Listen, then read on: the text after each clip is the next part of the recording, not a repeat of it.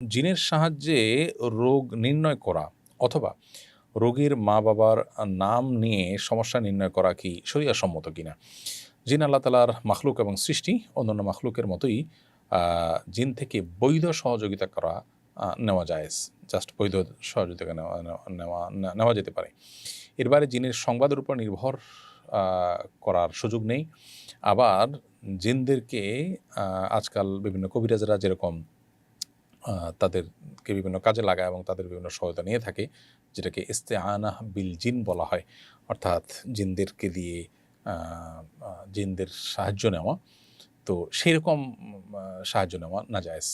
আ মৌলিকভাবে একজন মানুষ সাধারণ মানুষ থেকে সাহায্য নেওয়ার মতো সাহায্য নেওয়া ঠিক আছে। কিন্তু তাকে দিয়ে তার যে আল্লাহ তাআলা একটা বিশেষ শক্তি দিছে সেটা দিয়ে সে আপনাকে বলল অমুক জায়গায় এটা হচ্ছে, সে একটু দূরে দেখতে পায়, সে তথ্য আপনাকে দিল গায়েব জানার মতো। এরকম বিষয়গুলো তাদের সহযোগিতা নেওয়া জায়েজ নয়।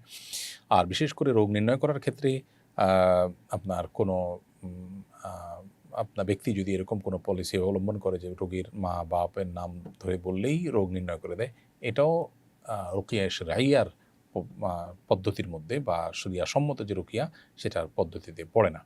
এ ধরনের ব্যক্তি থেকে বিরত থাকা উচিত এবং এ ধরনের ব্যক্তির সাহায্য নেওয়া থেকে বিরত থাকা উচিত এবং তাদের থেকে দূরে থাকা দরকার। আমার ব্যবসায়িক অংশীদার ইসলাম মানে না। সুদ খায়, মদ খায়। আমি ব্যবসা ছাড়তে চাই। কিন্তু সে বলছে শর্ত ভাঙলে ক্ষতিপূরণ দিতে হবে। এরকম পরিস্থিতিতে আমার করণীয় কি? ফাসিক ব্যক্তির সঙ্গে অংশীদারের ভিত্তিতে ব্যবসা করার কারণে আমি গুনাহগার হচ্ছি কিনা? আ ব্যক্তি ফাসেক হলেও তার সাথে ব্যবসা করাটা শরীয়র দৃষ্টিকোণ থেকে নিষিদ্ধ নয়। আপনি যে ব্যবসা করছেন সে ব্যবসার পলিসি কি? কিসের ব্যবসা করছেন? সেখানে কোনো হারাম বিষয় আছে কিনা? এটা হলো মুখ্য বিষয়। আপনার তার সাথে করা ব্যবসাটা যদি বেসিক্যালি বৈধ ব্যবসা হয়, বৈধ কোনো কাজ হয় এবং সেখানে পলিসিগত কোনো বিষয় যদি শরিয়ার সাথে সাংঘর্ষিক কোনো বিষয় না হয়, তাহলে সেক্ষেত্রে তার সাথে ব্যবসা করাতে কোনো শরিয়ার দৃষ্টিকোণ থেকে আপনার জন্য গুনাহের বিষয় নয় এবং আ এ এ তার এরকম ব্যবসা ভেঙে ফেলাও তার সাথে আপনার জন্য আবশ্যক নয়। সিম কোম্পানিগুলো নির্দিষ্ট মেয়াদে ডাটা বিক্রি করে, যেমন ৫ জিবি, ১০ জিবি ইত্যাদি। কিন্তু ওই ডাটার পুরোটা ব্যবহার না করলেও নির্ধারিত সময় শেষে অব্যবহৃত অংশটি তারা ফেরত নিয়ে নেয়। এভাবে ক্রয়কৃত পণ্য ফিরিয়ে নেওয়া জায়েজ বা এই প্রক্রিয়া কেনাবেচা করা কি শরীয়তসম্মত? উত্তর হলো হ্যাঁ, এটা শরীয়তসম্মত। মূলত এটা হলো মানফাআত বা যেকোনো বস্তুর যে বেনিফিট সেটা সেল করার মতো। একটি ঘর যেরকম কাউকে আপনি ভাড়ায় দিলেন ১ মাসের জন্য।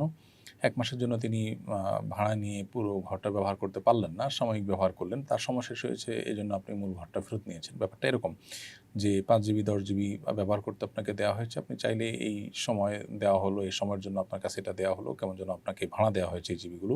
আপনি চাইলে এই পরিমাণ জিবি এই সময়ের মধ্যে ব্যবহার করতে পারেন। যদি আপনি ব্যবহার করে আ শেষ করতে পারেন ভালো, আর যদি ব্যবহার করে শেষ না করতে পারেন তাহলে আপনার সময় শেষ হওয়ার পর এটা মালিকের কাছে ফেরত যাবে। সেটি মৌলিকভাবে নাজায়েজ নয়। এখানে গারার বা ধোঁকা, প্রতারণা এরকম কোনো কিছু নেই, বরং লেনদেনের শুরুতে জিনিসটা পুরো স্পষ্ট এবং এটার উপরে ক্রেতা-বিক্রেতা উভয়ে সম্মত হয়েছেন। বিধায় এটি মৌলিকভাবে নাজায়েজ কোনো বিষয় নয়। কিছুদিন আগে বাংলাদেশ ব্যাংকের কর্মীদের উপর ড্রেস কোড আরোপ করা হয়েছিল। এক শ্রেণীর মানুষ একে নারীর পোশাকের স্বাধীনতা হস্তক্ষেপ হিসেবে আখ্যায়িত করে ব্যাপকভাবে সমালোচনা করে। পরে কর্তৃপক্ষ আদেশটি প্রত্যাহার করে নেয়। প্রতিষ্ঠান কর্তৃক ড্রেস কোড আরোপ করা কি কোনো অন্যায়? সার্বিকভাবে পোশাক সম্পর্কে ইসলামের নীতিমালাই বা কি? প্রথম কথা হলো যে পশ্চিমা দুনিয়াতেও ইউরোপ আমেরিকাতেও অনেক অফিসে তাদের নিজস্ব ড্রেস কোড আছে। এটা খুবই স্বাভাবিক বিষয়। দ্বিতীয় কথা হলো যে বাংলাদেশ ব্যাংকের সেই আ আপনার ইয়েতে সেই ঘোষণাপত্রে আমরা জানি যে শুধু নারীদের পোশাকের ক্ষেত্রে নীতিমালা দেওয়া হয়নি, পুরুষদের পোশাকের ক্ষেত্রেও নীতিমালা ছিল। একটা প্রতিষ্ঠান তার কর্মীদের শালীন পোশাক পরতে বলবে। এতটুকু কাজ যদি তাদেরকে করতে না দেওয়া হয় তাহলে সেক্ষেত্রে আ মানে কি চাচ্ছে এই শ্রেণীর মানুষরা এই দেশে? সত্যি বলতে এদেশে ধর্মপ্রাণ মানুষরা এই সামান্য কিছু আপনার ভিনদেশী আ এজেন্ডার ধারক যারা আছে তাদের কাছে অনেকটা জিম্মি হয়ে আছে। এই বিষয়গুলো আমাদের দেশে প্রায় সময় ঘটে থাকে। বিশেষ করে ফ্যাসিস্ট আমলে এই বিষয়গুলো খুব নিত্যনৈমিত্তিক বিষয় ছিল। দুর্ভাগ্যজনক তারা এখনও সেই একই কাজ করে চলেছে। আ পুরুষদের পোশাকেরও তো কথা ছিল, সেটা নিয়ে কেন কোনো কথা উঠল না? শুধু নারীদের পোশাকের পরে কেন কথা উঠলো?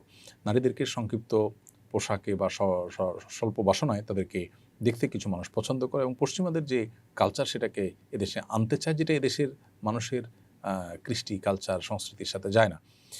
তারাই মূলত এটা বিরোধিতা করেছে, যেটা দুর্ভাগ্যজনক বিষয়। ইসলাম এর পোশাকের ক্ষেত্রে যে নীতিমালা সেটা হলো পুরুষ এবং নারী প্রত্যেকে যার যার মতো করে যে কোনো পোশাক পরতে পারে। শরিয়ার শুধুমাত্র যে পোশাক সংক্রান্ত প্রিন্সিপাল আছে সেগুলোকে মাথায় রেখে পুরুষরা নারীদের মতো, নারীরা পুরুষদের মতো কোনো পোশাক পরিধান করবে না। এটা পরিষ্কারভাবে আল্লাহ তাআলা নিষেধ করেছেন। সাইকোলজিক্যালি এটা মানুষকে ক্ষতি করে এবং এভাবে নারীরা পুরুষের মতো, পুরুষরা নারীর মতো বেশ ধারণ করলে তার নানান আপনার সামাজিক এবং আরও বিবিধ কুপ্রভাব আমাদের সমাজে রয়েছে। সেটা আমরা প্রত্যেকটা মানুষই কম বেশি জানার কথা। তো শরিয়া সেটাকে নিষেধ করে। সেটা একজন মুসলিম করতে পারেন না। পোশাকের ক্ষেত্রে ইসলামের সেই ড্রেস কোডটা আমাদেরকে মেইনটেইন করতে হবে। এর বাইরে পুরুষরা অতিরিক্ত পাতলা পোশাক পুরুষ নারী কেউই পরবেন না। যেটা আসলে পোশাকের উদ্দেশ্যকে ব্যাহত করে, শরীরের অঙ্গ-প্রত্যঙ্গকে ফুটিয়ে তোলে, সেরকম কোনো পোশাক পরবেন না। এবং সতর এবং অবশ্য আপনার আপনার আবরণীয় যে অংশ আছে শরীরের, না পুরুষদের জন্য যেমন নাভি থেকে হাঁটু, মহিলাদের জন্য পরপুরুষদের সামনে পুরো শরীর, এগুলোকে আবৃত রাখার মতো পোশাক পরিধান করতে হবে। সেটা কী ধরনের পোশাক হবে, সেটার নাম কী হবে, সেটার আপনার ডিজাইন কী হবে, এবার শরীয়ত আমাদেরকে কোনো বাধ্যবাধকতা দেয়নি।